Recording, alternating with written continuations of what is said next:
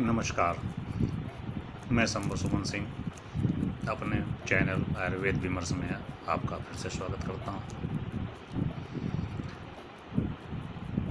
आशा है आप लोग स्वस्थ होंगे, शासन प्रशासन के दिए गए दिशा निर्देशों के साथ रह रहे होंगे और शासन प्रशासन के दिए गए दिशा निर्देश स्वास्थ्य विभाग द्वारा दिए गए सुझावों के साथ अपने आप को बीमारियों से बचाते हुए स्वस्थ रहते हुए अपना जीवन यापन कर रहे होंगे और इसके लिए मैं आप लोगों को शुभकामना देता हूँ। हमारे मित्र एक हैं, उन्होंने कल इसी बारे में एक चीज़ पूछी थी कि क्या आयुर्वेद में इस तरह की महामारियों का समाधान है या नहीं। तो अपने सभी मित्रों के इस बारे में मैं चर्चा करना चाहूँगा। आयुर्वेद बहुत बड़ा ज्ञान है और ज्ञान में जब विचार विमर्श होता है तब ये विज्ञान बन जाता है। और आयुर्वेद जो है पुस्तकों में नहीं ढूंढा जाता है। आयुर्वेद हमारे आसपास प्रकृति में, नेचर में, हमारे रहन सहन में आयुर्वेद इसमें रचा बसा हुआ है। पुस्तक तो सिर्फ हमको रास्ता बताती है, पुस्तक हमको लक्षण बताती है कि इन लक्षणों के साथ अगर आप इन लक्षणों को देखते हैं तो इस तरह का आप व्यवहार करें। ज्ञान आपसी विचार विमर्श से शोध में बदल जाता है और आपसी विचार विमर्श के बाद जो अच्छा निष्कर्ष निकलता है वो हमारे परिवार और हमारे समाज के लिए लाभदायक होता है। कोई भी ज्ञान अपने लिए नहीं होता है, कोई भी ज्ञान, कोई भी विमर्श हमेशा समाज के काम आता है। हमें आयुर्वेद विज्ञान ज्ञान को विज्ञान में बदलने के लिए आपसी विचार विमर्श करते रहना चाहिए और इसके साथ एक सावधानी और करनी चाहिए कि हमें अपने शरीर के बारे में बड़े सहानुभूतिपूर्वक विचार करते रहना चाहिए। ये सभी की बात है, जो वैद्य हैं वो भी, जो वैद्य नहीं है वो भी, जो धनपति हैं वो भी, जो निर्धन हैं वो भी, जो शारीरिक बल से संचित हैं वो भी और जो शारीरिक बल से संचित हैं वो भी, जो श्रमिक काम करते हैं वो भी और जो बौद्धिक काम करते हैं वो भी। सबको अपने शरीर पर ध्यान देना चाहिए। हिंदू धर्म में कहा गया है हर शरीर में परमात्मा का वास है। हम जो भी करते हैं ये हमारे शरीर में बैठा परमात्मा उसकी अच्छाई बुराइयों से हमें अवगत कराता है, हमें संकेत देता है। जो लोग इसको समझ के अपने कार्य को आगे बढ़ाते हैं वो स्वस्थ रहते हैं, स्वस्थ भी रहते हैं और चिंताएं उनको नहीं घेरती हैं। और जो अपने शरीर को दिए गए संकेतों को नहीं समझने की कोशिश करते हैं तो वो अस्वस्थ भी रहते हैं और चिंतित भी रहते हैं। तो हमारे साथ, आपके साथ, सबके साथ मार्गदर्शक साथ साथ चलता है, नियमित आपके साथ है। आप एक गिलास पानी भी पीते हैं तो आपका शरीर आपको बताता है कि हाँ पीना चाहिए कि नहीं पीना चाहिए, अच्छा लगा या नहीं अच्छा लगा।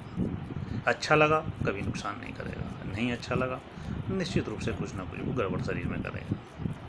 यही विज्ञान है। इसी को शायद साइंटिस्ट लोग इसी को शायद विज्ञान कहते हैं। हम कोई भी क्रिया प्रक्रिया करते हैं उससे आने वाले रिजल्ट से हम निर्धारित करते हैं कि अच्छा है कि बुरा है। आप सभी लोग मुझसे बड़े भी हैं, मुझसे छोटे भी हैं। इस ज्ञान, इस विचार विमर्श की प्रक्रिया को आगे बढ़ाएं और आयुर्वेद के जो सतत जीवन का शतायु जीवन का जो आशीर्वाद है इसको प्राप्त करने की कोशिश करें। सजग रहें, श्रम साध्य रहें। जो हम लोग खाते पीते हैं उसके अनुकूल हमें श्रम करते रहना चाहिए। हम श्रम करते रहेंगे तो हमारी क्षमता, हमारी रोग से लड़ने की क्षमता, हमारी विपरीत परिस्थितियों से लड़ने की क्षमता बनी रहती है। चिकित्सक के परामर्श को ध्यान से सुनें और चिकित्सक से अपनी बात स्पष्ट रूप से कहें। जो भी आपके शरीर में बदलाव आता है उस चिकित्सक को बताना जरूरी है और अपने शरीर में होने वाली परेशानियों से घबराएं ना।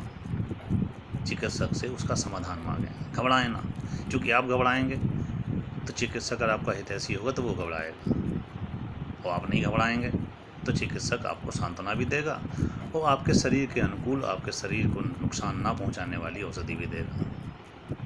आप घबरा जाएंगे तो शायद वो आपके शरीर को ना समझते हुए आपकी चिंता के हिसाब से दवा दे देगा, और हो सकता है वो आपको आराम पहुंचाए और हो सकता है वो आपको आराम ना पहुंचाए। इसलिए कभी भी आप बैठें तो घबराएं ना। जीवन मृत्यु किसी के हाथ में नहीं है, जीवन मृत्यु ईश्वर के हाथ में है। चिकित्सक ईश्वर का प्रतिनिधि हो सकता है, ईश्वर नहीं हो सकता। वो आपकी समस्याओं का समाधान करने की कोशिश कर सकता है, वो निश्चित रूप से नहीं कह सकता कि वो आपको ठीक कर देगा, लेकिन आपका प्रिय है, आप उसके प्रिय हैं, तो हर संभव वो अपनी जान लड़ा देगा कि आपको वो स्वस्थ रखे, आपकी समस्याओं का समाधान करें, दवाओं से भी और सुझाव समाधान से भी। सुझाव से, परहेज से, पथ्य से, आहार से, विहार से। और आप स्वस्थ होते हैं तो आपका चिकित्सक आपसे ज़्यादा खुश होता है। उसे लगता है कि मैंने एक आदमी को ठीक किया, मैंने अपने मरीज को सही किया। और आप शरीर को सही होते हैं तो सभी को खुशी का विषय होता है। तो अपने आप को स्वस्थ रखने के लिए सबसे ज़्यादा आवश्यक है कि अपने बारे में अपनी स्पष्ट राय रखें। औषधियाँ कोई बुरी नहीं होती। हम पिछले वीडियो में भी इस बारे में चर्चा कर चुके हैं। औषधि सब अच्छी होती है। इस भ्रम में ना रहें कि अंग्रेजी दवाइयाँ खराब होती हैं, देसी दवाइयाँ अच्छी होती हैं। आप ये मान के चलें, जब रोटी हमको नुकसान कर जाती है, ये जो दिन प्रतिदिन हम खाना खाते हैं ये हमको नुकसान कर जाती है, तो दवा क्यों नहीं नुकसान कर जाएगी, बिना मतलब में अगर खाई जाएगी तो आज विचार विमर्श में हमने आयुर्वेद पर चर्चा की। महामारियों का समाधान आयुर्वेद में है नहीं है ये तो आप लोग भी जानते हैं।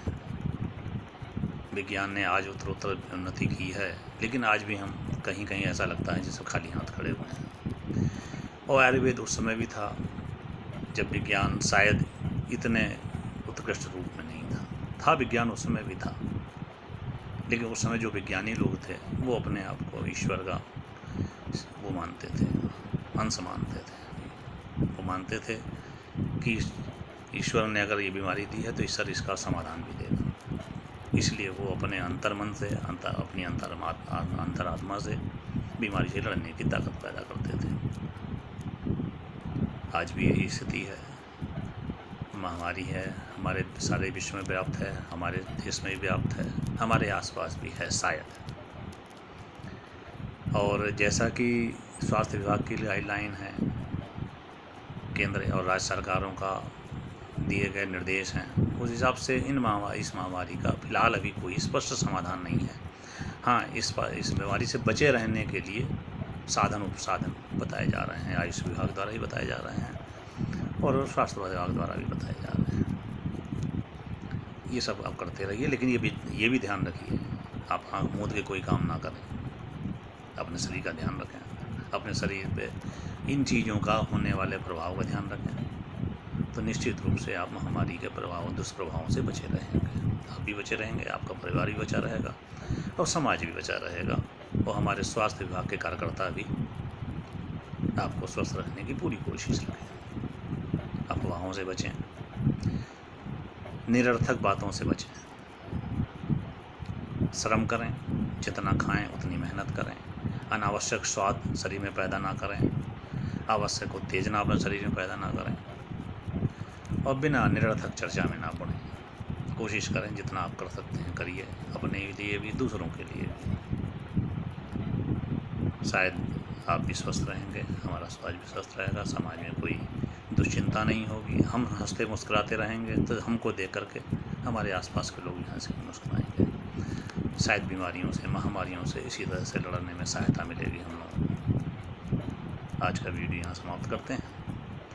अगले वीडियो में पुनः एक और विषय पर चर्चा करेंगे।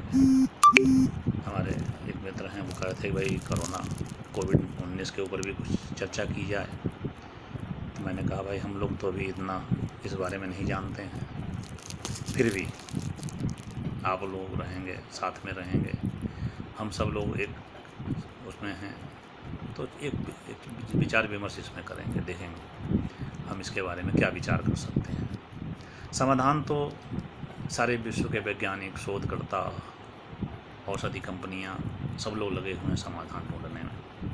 वो कुछ ना कुछ ज़रूर ढूंढेंगे, उन्हें हमसे ज़्यादा हमारी फिक्र है। हम भी अपने आसपास ढूंढेंगे इसका समाधान, देखते हैं हम किस तरह से इससे बच सकते हैं। शासन के दिशा निर्देशों का पालन करें, अनावश्यक स्वाद पैदा ना करें, अनावश्यक उत्तेजना ना अपने अंदर लाएं और प्रसन्न रहने की कोशिश करें। निरर्थक बहस से बचें। इसी के साथ आज का ये वीडियो समाप्त करते हैं। आप सब लोगों को शुभकामना से मैं नमस्कार करता हूँ। अगले वीडियो में पुनः एक नए इसी विषय पे, आयुर्वेद से संबंधित विषय पुनः चर्चा करेंगे। जय हिंद।